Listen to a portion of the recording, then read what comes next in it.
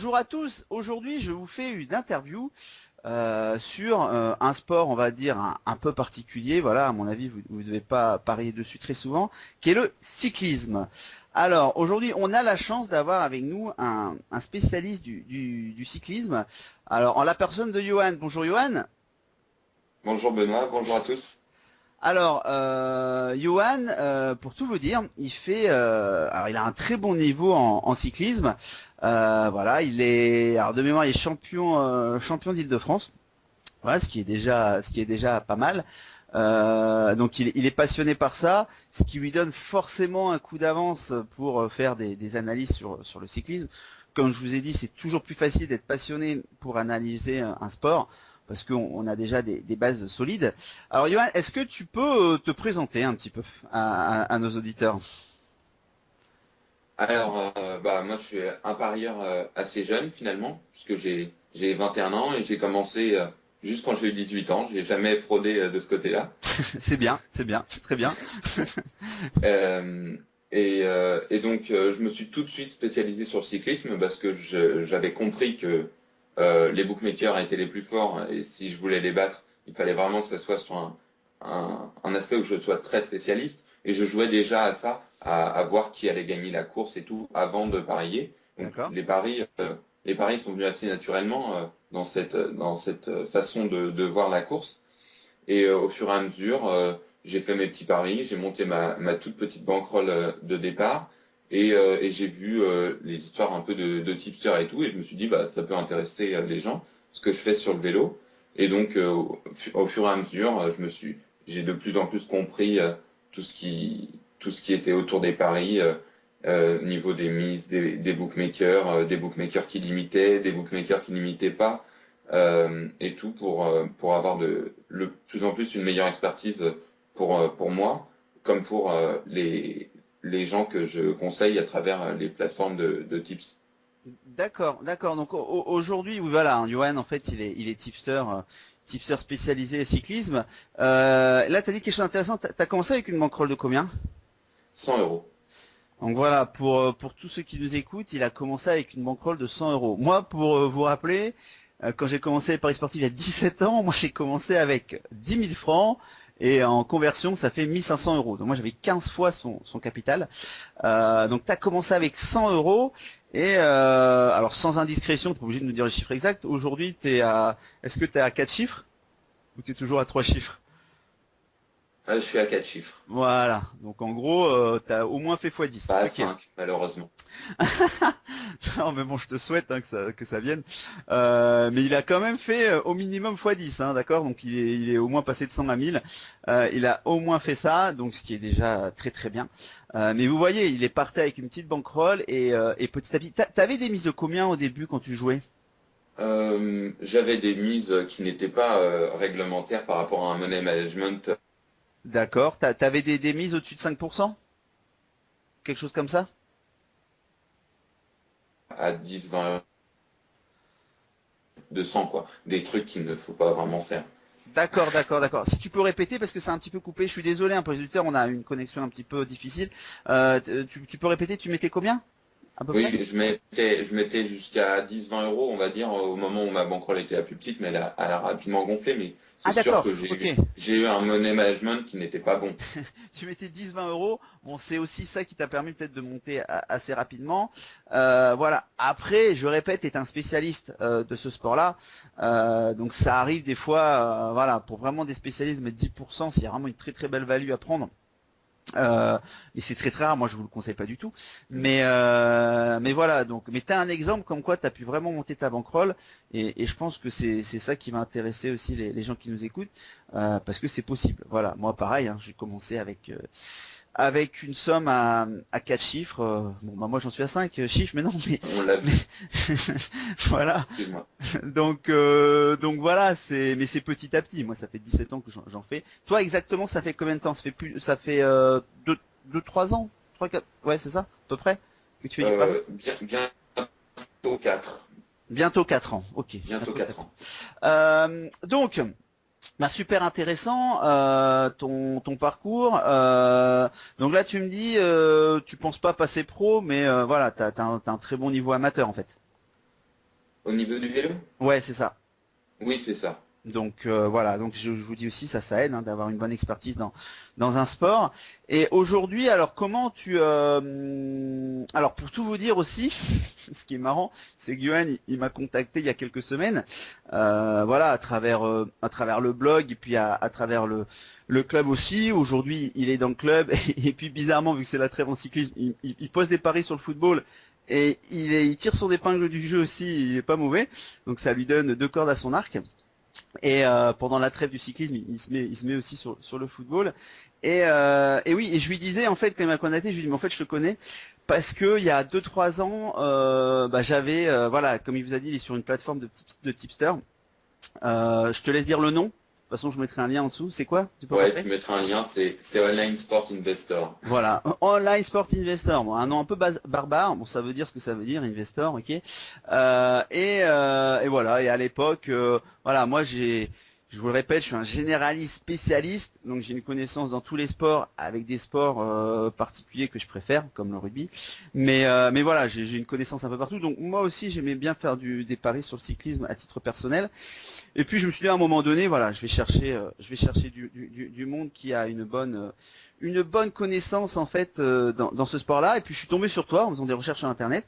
Je t'ai suivi pendant un Tour de France. Il me semble que c'est un Tour de France d'il y a 2 ans. Et tu avais eu un roi, je crois entre 10 et 15, hein, mais c'est de souvenir. Donc j'avais gagné de l'argent. Et puis malheureusement, le bookmaker que j'utilisais pour te suivre m'a limité. Et donc j'ai dû arrêter de te suivre, mais voilà, ça a été une bonne expérience. Ça m'a permis de suivre le Tour de France aussi d'une manière assez sympathique. Et donc voilà, je te remercie pour tout ça. Donc Johan, est-ce que tu peux nous dire un petit peu comment tu fais toi pour analyser justement le cyclisme, parce qu'en plus il y a des courses d'un jour, il y a des courses sur 3 semaines style le Tour de France. Enfin voilà, t'as quand même pas mal de choses différentes, pardon. Est-ce que tu peux nous en dire un petit peu plus?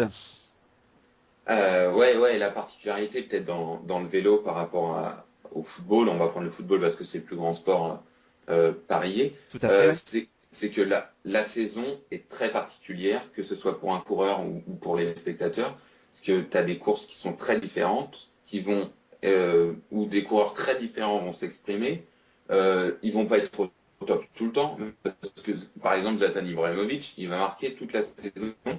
Même le meilleur cycliste, il ne va pas marcher toute la saison. D'accord. Ça, c'est un truc particulier. Et donc, il faut sentir les coureurs, autant physiologiquement que psychologiquement. Il faut sentir les coureurs, leurs équipes et leurs objectifs dans ce processus qui est donc la saison de cyclisme. Et donc, pour pouvoir un peu battre le bookmaker, parce que c'est pour ça qu'on est là. Généralement, oui. Et après, il y a un truc aussi qu'on peut voir quand on pense aux liquidités, ce que je fais de plus en plus maintenant, et aux bookmakers asiatiques, c'est que en fait les petites courses peuvent être, quand je parle petites courses, c'est tout sauf grand tour en fait. D'accord. Les courses d'un jour, c'est-à-dire Paris-Roubaix, c'est une petite course? Oui, Ok, dans cette optique-là, même Paris-Roubaix est une petite course, d'accord. et est un peu une façon de voir venir les grands tours, où par exemple quelqu'un qui aurait une grosse bankroll, euh, je lui conseillerais de parier sur le cyclisme que sur les grands tours, parce que c'est là qu'il va pouvoir poser vraiment son argent. Et c'est aussi un aspect vraiment particulier, le grand tour, parce que moi, en tant que tipster, c'est les moments où je m'y mets vraiment à fond. Tu vois, j'ai bien suivi tout avant, j'ai parié, j'ai gagné peut-être ou pas, mais et les 3 grands tours, tu regardes les mecs toute l'après-midi, tu passes les après-midi avec eux. Après, je les suis beaucoup sur Twitter, sur Strava, tu regardes leurs stats, ce qu'ils pensent et tout, tu regardes leurs interviews, tu vas même sentir si Quintana, en ce moment, il a un rhume, comment ça évolue au son de sa voix dans une interview.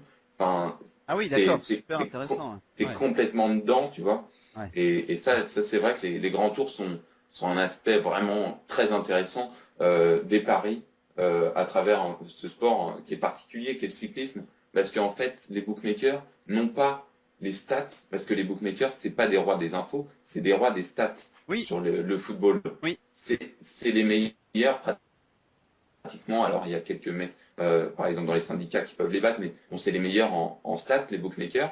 Là, tu peux pas les battre. Enfin, quelqu'un comme ça, un particulier, va pas les battre. Un bookmaker sur les stats, surtout sur une grande ligue en football. Mais en cyclisme, ils n'ont pas ces stats qu'ils utilisent en football, en fait.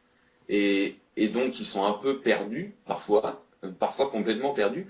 Et donc, c'est là qu'on peut les battre parce qu'on est sur un terrain bien plus d'humain à humain. Et à propos de sentir les capacités d'autres humains aussi, que sont les cyclistes.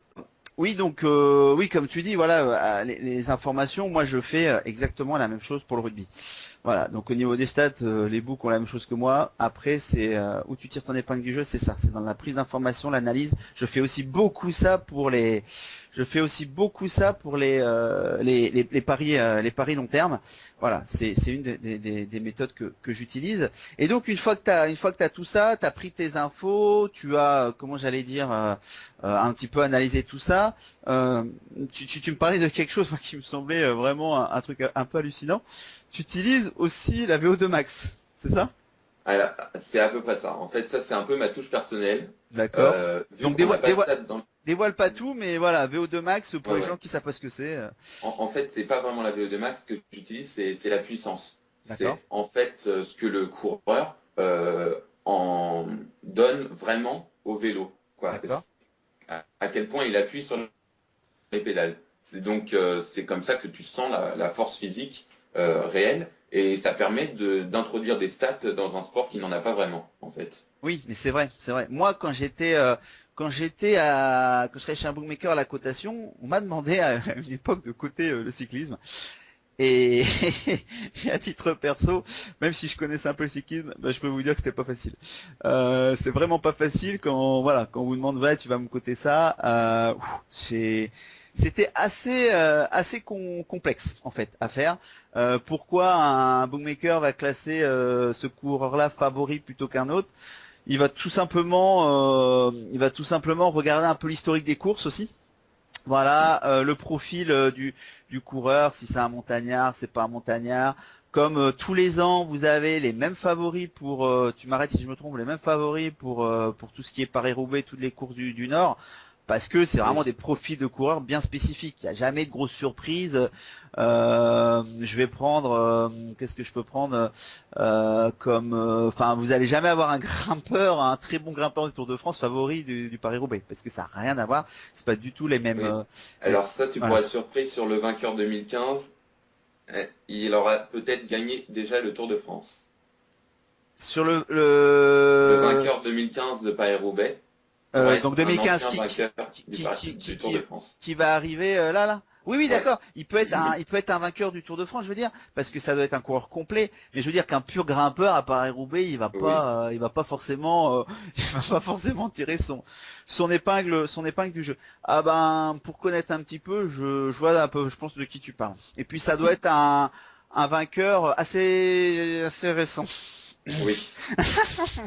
On est d'accord, on voit à peu près Ah la oui. même chose. C'est vrai que c'est assez incroyable. Bon, le problème, c'est qu'il fait partie d'une équipe, pour moi, qui est pas très claire. Malgré que lui dit qu'il est clair. Mais bon, on verra bien à la longue ce que ça va donner. Mais d'accord, donc voilà, la puissance sur les pédales, c'est quand même. Et donc toi, je te le demande pas forcément parce que c'était secret et tout, mais t'as un site qui te donne ça, la puissance sur. Non, justement, ma force, c'est de ne pas avoir un site qui donne ça et donc tout le monde y aurait accès. C'est que D'accord, ok. soit je vais directement chercher sur certains sites où il y a en effet les fichiers de courses des coureurs où il y a Ouais, ça là-dedans. d'accord, Ça m'est arrivé de demander un peu quelques trucs. d'accord. Et sinon, je les calcule moi-même en fait avec des vidéos. Ça prend du temps, Ah mais ben, mais s'il félicitations. y a que moi qui l'ai, pardon, c'est vraiment très utile. Ah mais je te dis, c'est une donnée énorme et cette chance-là que tu as aujourd'hui, et c'est pour ça que voilà, bon, t'es tipster cyclisme, donc les gens commencent à le comprendre pourquoi, tu peux vraiment tirer ton épingle du jeu et personne n'aura la même façon de travailler que toi. Ce qui est quand même, ouais, c'est assez impressionnant, ouais, parce que de souvenir à chaque fois qu'il y a une étape de Tour de France où ils empruntent la même montée, ils comparent d'une année sur l'autre, je crois, le temps de montée en fait des coureurs pour voir un petit peu où ils en sont. Et à l'époque, Armstrong, il avait des temps super. Bon, on sait pourquoi malheureusement aujourd'hui, mais il avait des temps super. Mais ce qui est bizarre, ce qui fait un peu des fois douter, c'est qu'il y a des coureurs maintenant qui ont des temps meilleurs que lui sur la même Ouais, montée. Tu vois, voilà. l'utilité de la puissance, justement, ça va être de voir déjà de travailler sur les conditions, parce que à la vitesse à laquelle il monte, un vent dans le dos va faire une belle différence, Bien sûr aussi, ouais. et aussi la façon dont c'est monté, c'est-à-dire En contre-attaque si ou en tu échappée enfin tu pédales pas de la même voilà, en façon. échappée ou avec un bon train de vent. Si, Ouais. est-ce qu'il y a beaucoup d'attaques et des temps morts ou est-ce que c'est tout le temps à un certain rythme? Voilà, enfin, il y a plein de choses qui font que les records sont battus ou pas avec des puissances différentes. Ceux qui connaissent un peu le cyclisme, vous voyez toujours dans une étape de Tour de France, le leader en fait, il a toujours 10 pieds devant. En fait, qui font le tempo jusqu'aux 2 tiers de la montée finale, bah, forcément, les coureurs sont pas non plus à fond, les leaders qui sont derrière sont pas à fond, donc ça peut biaiser en fait je veux dire, le temps de la montée. Donc c'est ça que tu voulais nous dire, je pense, tout à l'heure. Donc Oui, ça fait partie aussi de ça par rapport aux conditions météo. S'il pleut, que vous avez la pluie en pleine face, forcément, je pense que vous montez un peu moins vite, ce qui est tout à fait logique. Mais sauf très qu'il y a des coureurs qui vont aimer la pluie et ce jour-là vont se différencier transcendé. des autres. Hmm. Ouais. Oui, tout à fait. Il y a aussi ça. Mais voilà, il y a plein de petits paramètres. Il y a plein de petits paramètres comme ça qui sont à prendre en compte. Bon, voilà, t'es un spécialiste beaucoup plus que moi aujourd'hui du cyclisme. Moi, je connais un peu, mais plutôt de façon générale. Donc toi, t'es vraiment spécifique à ça. Et ça s'entend et on voit. Donc je pense que les personnes qui nous écoutent s'en rendent bien compte. Qu'est-ce que tu as fait cette année, par exemple? Est-ce que tu as un ROI sur ta saison de cyclisme ou un ROI sur les grands tours, par exemple? Alors, j'ai pas fait un spécifique de la saison. Alors, j'ai calculé, alors, assez vaguement, ça devait être, je crois, j'avais calculé 116 ou 117. Donc, 16 ou 17 si on Oui. parle en yield. Voilà. Euh, Ok. et en général, je suis à 110,85 sur mes 3 saisons. Voilà, tu es au-dessus de 10%. Donc 10% d'ROI, voilà, moi je dis que c'est déjà très très bien sur une saison, hein. Donc ça en fait quand même des paris parce que voilà, tu fais des H2H, d'accord, donc tu fais des paris aussi comme ça, des face à face, tu fais des top 3, tu fais des vainqueurs de course, tu fais quoi comme style de pari? Je me concentre, j'ai fait pas mal de top 3. Maintenant, j'essaie de me concentrer sur les bookmakers asiatiques pour Oui, proposer de plus en plus de liquidités. oui, Donc, on va plus se trouver sur du head-to-head et des vainqueurs dans les quelques favoris. Et sinon, après, c'est sûr qu'il y a quand même de la liquidité grâce à SBOBet.